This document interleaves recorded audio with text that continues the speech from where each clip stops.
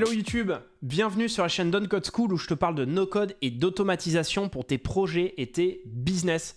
Aujourd'hui, je te propose une vidéo un peu plus technique que d'habitude. Il va notamment falloir réaliser l'effet suivant que je trouve assez sympa. C'est un scroll où on a une navbar qui est sticky. Je trouvais ça assez sympa et je voulais te montrer comment est-ce qu'on pourrait mettre en place ce type d'effet avec Webflow. Alors dans cette vidéo, je vais notamment te montrer comment de 1 utiliser l'effet sticky et de 2 comment utiliser les effets sur Webflow. Allez, on est parti. Alors dans un premier temps, ce qu'on voit, c'est que là j'ai réalisé un site assez rapidement avec une première section ici, une navbar ici et une seconde section ici. Ok, là l'idée c'est que dans un premier temps, ce qu'on aimerait bien c'est que cette navbar, lorsque je scroll, puisse rester. Vu que je suis en statique, au niveau du scroll, l'idée c'est que forcément ça part dans le flux et on ne voit pas la navbar qui reste fixée en haut. Alors pour ça, on va essayer de mettre cette navbar tout d'abord en sticky. Pour ça, tu sélectionnes la navbar et tu vas dans position et au lieu de mettre statique, tu changes ça en sticky. Ok, alors là, ici, ce qui va se passer, c'est que normalement, tu seras probablement en auto. Tu le mets à 0. 0, pourquoi? Parce que ça veut dire que dès qu'on va être ici, donc tout en haut du navigateur, de l'écran, la navbar va rester sticky, va rester fixée à cet endroit. Et ensuite, n'oublie pas surtout de mettre un z-index au moins à 10, voire tu peux mettre à 999, un gros chiffre, pour être sûr que tous les éléments qui apparaîtront dans le flux de la page ne seront pas au-dessus de cette navbar. Donc après avoir fait cette barre sticky, on vérifie que ça fonctionne bien.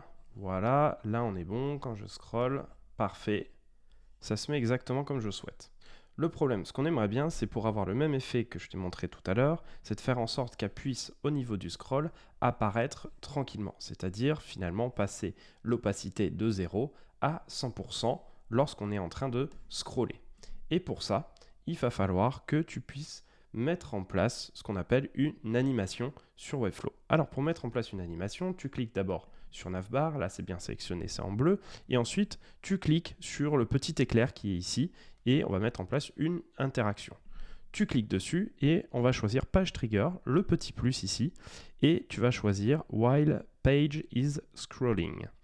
Donc là, on va démarrer une nouvelle animation, play scroll animation, et tu cliques sur le petit plus et on va démarrer l'animation. Donc là, je me retrouve avec le petit plus, et ce qu'on va faire, c'est que je t'ai dit qu'on voulait changer l'opacité. Donc cette opacité, on va la démarrer à 0. Voilà, là on la voit plus, et on va finir avec une opacité à 100%. 100%. Donc là, tu peux carrément faire une preview. Si tu fais live preview is on, là ici, ce qu'on voit, c'est que hop, quand je scroll, j'ai une opacité qui va de 0 à 100.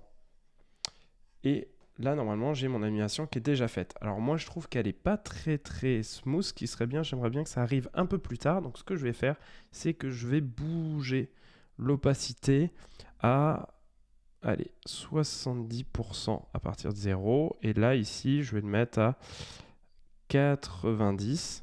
Et on va voir 90. Hop. Et on va voir ce que ça donne. Ici, si je me mets en live preview, voilà, ça me laisse le temps de scroller et ça arrive plus rapidement. Moi, je trouve ça beaucoup plus smooth et ça passe bien.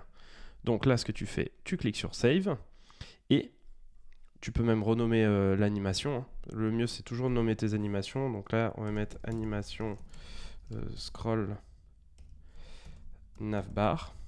OK. Comme ça sera plus simple pour pouvoir la retrouver. Et ensuite, on va voir en preview si ça fonctionne bien. Je scroll. Hop.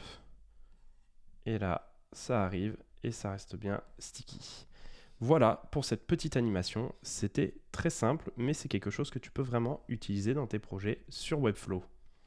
Et bam, c'est déjà terminé. Alors j'espère que ça t'aura intéressé. C'est pas très compliqué à utiliser et je trouve que ce type d'effet fait vraiment sens sur un site internet. L'idée, encore une fois, c'est de bien mettre en avant le message que tu souhaites faire passer sans nécessairement polluer ce message avec un menu pour l'utilisateur.